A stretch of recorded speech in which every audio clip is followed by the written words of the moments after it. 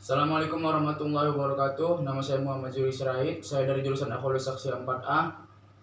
Saya di sini akan menjelaskan makalah kelompok 5 yang berjudul Kepemimpinan dalam berorganisasi. Yang pertama adalah pengertian kepemimpinan. Kepemimpinan dalam bahasa Inggris sering disebut dengan leader, yaitu bergerak lebih cepat, mempelopori, mengarahkan pikiran, dan menuntun. Kepemimpinan merupakan esensi dalam berbagai organisasi dan cara seseorang mempengaruhi orang lain. Dalam konteks ini dikemukakan bahwa kepemimpinan adalah suatu proses untuk mempengaruhi suatu kelompok yang terorganisir untuk mencapai tujuan-tujuan mereka. Pengertian umum kepemimpinan adalah kemampuan dan kesiapan yang dimiliki seorang untuk dapat mempengaruhi, mendorong, mengajak, menuntun, menggerakkan, dan kalau perlu memaksa orang lain agar ia menerima pengaruh itu, selanjutnya berbuat sesuatu yang dapat membantu pencapaian suatu maksud atau tujuan tertentu. Ada beberapa menurut para ahli tentang pengertian kepemimpinan. 1. Menurut Harold Kohns yang dikutip oleh Daryanto, kepemimpinan adalah pengaruh, seni atau proses mempengaruhi orang sehingga mereka akan berusaha mencapai tujuan kelompok.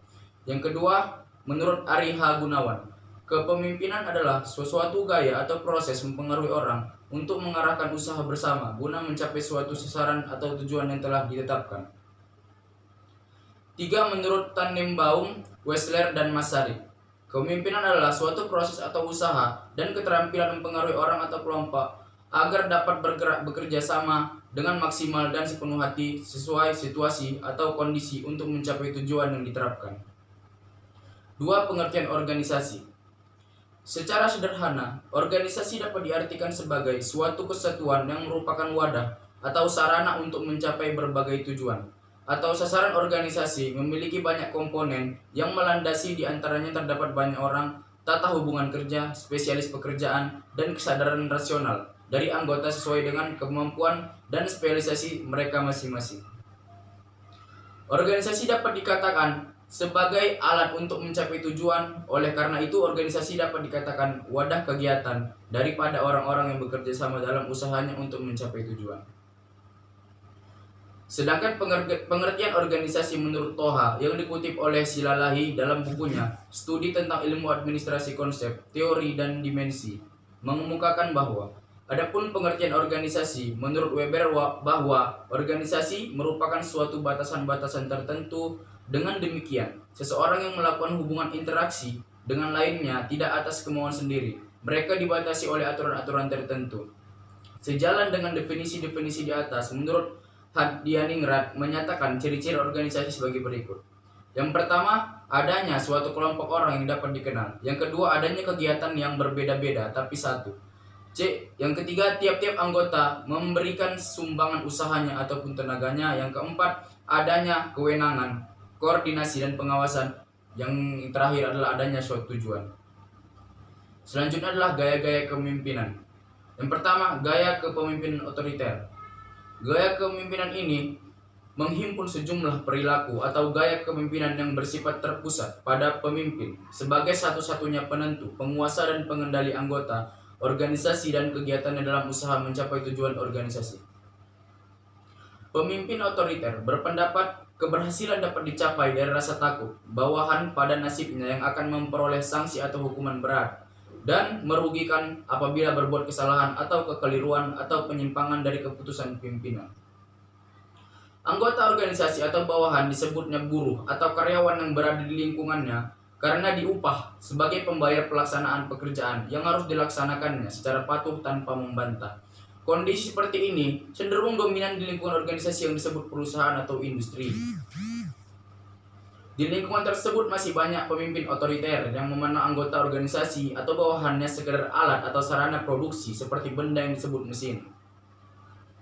Dampak dari kepemimpinan otoriter yang dilaksanakan pada titik ekstrim tertinggi pada kehidupan organisasi sebagaimana diuraikan di atas adalah: yang pertama, anggota organisasi cenderung pasif, bekerja, menunggu perintah, tidak berani mengambil keputusan dalam memecahkan masalah. Yang kedua, kepemimpinan otoriter yang mematikan inisiatif, kreativitas, dan lain-lain. Yang ketiga, secara diam-diam muncul kelompok penantang yang menunggu kesempatan untuk melawan, menghambat, menyabot, atau melakukan tindakan-tindakan yang merugikan organisasi, terutama pimpinan. Yang kelima, tidak ada rapat, diskusi, atau musyawarah karena dianggap membuang-buang waktu. Dan yang keenam, pemimpin cenderung tidak menyukai dan menghalangi terbentuknya kelompok atau serikat pekerja yang dibentuk organisasi. Adapun secara sederhana, gaya kepemimpinan kepala sekolah yang bertipe otokrasi mempunyai ciri-ciri sebagai berikut. Yang pertama, pemimpin mempunyai wewenang penuh terhadap kebijakan dan penetapan peraturan sekolah. Teknik dan langkah-langkah aktivitas ditentukan oleh pemimpin sehingga membatasi kreativitas. 3. Pemimpin biasanya mendikte tugas pekerjaan khusus dan teman sekerja setiap anggota. Yang keempat, pemimpin cenderung bersikap pribadi atau tidak mau menerima kritikan dari bawahannya. Yang kedua adalah gaya kepemimpinan demokratis. Filsafat demokratis yang mendasari pandangan tipe dan semua gaya kepemimpinan ini adalah pengakuan dan penerimaan bahwa manusia merupakan makhluk yang memiliki harkat dan martabat yang mulia dengan hak asasi yang sama. Dengan filsafat demokratis tersebut, diimplementasikan nilai-nilai demokratis di dalam tipe kepemimpinan yang terdiri dari mengakui dan menghargai manusia sebagai makhluk individual yang memiliki perbedaan kemampuan antara satu dengan yang lain, tidak terkecuali antara para anggota di lingkungan sebuah organisasi. Memberikan hak dan kesempatan yang sama pada setiap individu sebagai makhluk sosial dalam mengekspresikan diri melalui prestasi masing-masing di lingkungan organisasinya sebagai masyarakat kecil. Yang ketiga, memberikan hak dan kesempatan yang sama pada setiap individu untuk mengembangkan kemampuan yang berbeda antara yang satu dengan yang lain. Menumbuhkan dengan mengembangkan kehidupan bersama dalam kebersamaan melalui kerjasama yang saling mengakui, menghargai dan menghormati kelebihan dan kekurangan setiap individu. Memberikan perlakuan yang sama terhadap tiap individu. Dan yang terakhir, memikulkan kewajiban dan tanggung jawab yang sama dalam menggunakan hak masing-masing untuk mewujudkan kehidupan bersama yang harmonis. Yang ketiga adalah tipe kepemimpinan bebas. Tipe kepemimpinan ini pada dasarnya berpandangan bahwa anggota organisasinya mampu mandiri dalam membuat keputusan atau mampu mengurus dirinya masing-masing dengan sedikit mungkin pengarahan atau pemberian petunjuk dalam merealisasikan tugas pokok masing-masing sebagai bagian dari tugas pokok organisasi. Sehubungan dengan itu, Jennings dan Golembowski mengatakan bahwa pemimpin membiarkan kelompoknya memantapkan tujuan dan keputusannya. Pemimpin memberikan sedikit dukungan untuk melakukan usaha secara keseluruhan. Dampaknya sering terjadi kekacauannya karena tipe kepemimpinan itu memberikan setiap anggota organisasi tipe berbeda kepentingan dan kemampuannya untuk bertindak ke arah yang berbeda-beda. Pemimpin hanya menyediakan diri sebagai penasihat apabila diperlakukan atau diminta. Tipe kepemimpinan ini merupakan kebalikan dari tipe kepemimpinan otoriter. Meskipun tidak sama atau bukan kepemimpinan yang demokratis pada titik ekstrimnya yang paling rendah, kepemimpinan dijalankan tanpa memimpin atau tanpa berbuat sesuatu dalam mempengaruhi pikiran, perasaan, sikap, dan perilaku anggota organisasinya. Gangguan. Dalam kenyataannya sebenarnya, pemimpin tersebut tidak menderita penyakit fisik seperti yang dikeluhkannya, tetapi menderita gangguan psikis atau mental yang disebut psikomatis. Pemimpin free seperti itu dalam menghadapi kesalahan atau kegagalan orang yang menggantikannya melaksanakan tanggung jawab yang berat tanpa merasa terbebani sesuatu, menyatakan bahwa yang salah bukan dirinya. Adapun ciri-ciri khusus gaya kepemimpinan free yaitu yang pertama adalah pemimpin memberikan kebiasaan penuh dalam mengambil keputusan baik secara kelompok atau individual dengan minimum partisipasi pemimpin, bahkan terkesan acuh tak acuh. Yang kedua, pemimpin memberikan kebebasan mutlak kepada stafnya dalam menentukan segala sesuatu yang berguna bagi kemajuan organisasinya tanpa bimbingan darinya. Yang ketiga, pemimpin tidak berpartisipasi sama sekali dalam organisasi yang dipimpinnya. Yang keempat, pemimpin memberikan komentar spontan atas aktivitas-aktivitas anggota dan ia tidak berusaha sama sekali untuk menilai atau tidak melakukan evaluasi terhadap kinerja guru. Selanjutnya adalah teori kepemimpinan. Menurut Fizal Rifai, dalam buku Pemimpinan dalam Perilaku Organisasi mengatakan ada beberapa teori yang mendukung dari diri seorang pemimpin. Teori tersebut antara lain adalah yang pertama adalah teori sifat. Teori sifat merupakan teori yang menjelaskan sifat-sifat yang melekat dalam diri seorang pemimpin yang akan mewarnai tingkah laku, perbuatan, tindakan, dan keputusan yang diambilnya. Yang kedua adalah teori perilaku.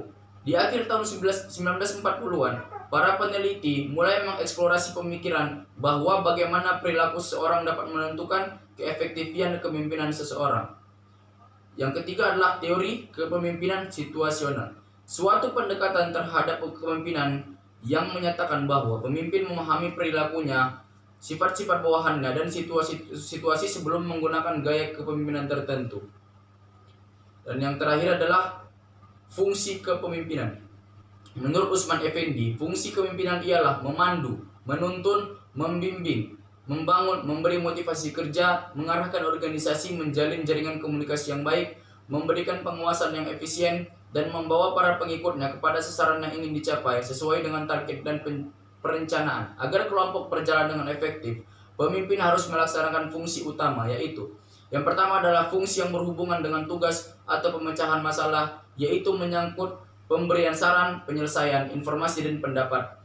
Yang kedua adalah fungsi-fungsi pemeliharaan kelompok atau sosial, yaitu segala sesuatu yang dapat membantu kelompok berjalan lebih lancar, persetujuan dengan kelompok lain, penengahan perbedaan kelompok, dan sebagainya. Yang terakhir adalah kesimpulan. Organisasi sebagai kesatuan sosial, yaitu terdiri dari orang atau kelompok orang yang berinteraksi satu sama lain. Setiap organisasi dituntut selalu peka terhadap aspirasi, keinginan, tuntutan, dan kebutuhan berbagai kelompok dengan siapa organisasi berinteraksi. Kepemimpinan yang merupakan sesuatu yang wajib dalam kehidupan agar kehidupan menjadi teratur dan keadilan bisa ditegakkan, sehingga tidak berlaku hukum rimba. Kepemimpinan juga dapat dikatakan penting apabila memanfaatkan dan mengelola potensi tiap anggota dengan cara yang tepat.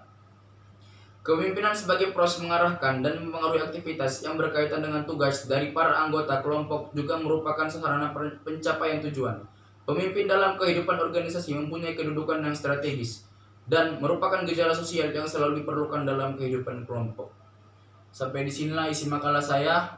Lebih dan kurangnya saya mohon maaf. Saya akhiri. Wabillahi taufiq wal hidayah. Assalamualaikum warahmatullahi wabarakatuh. Ada. Mau ganteng kan?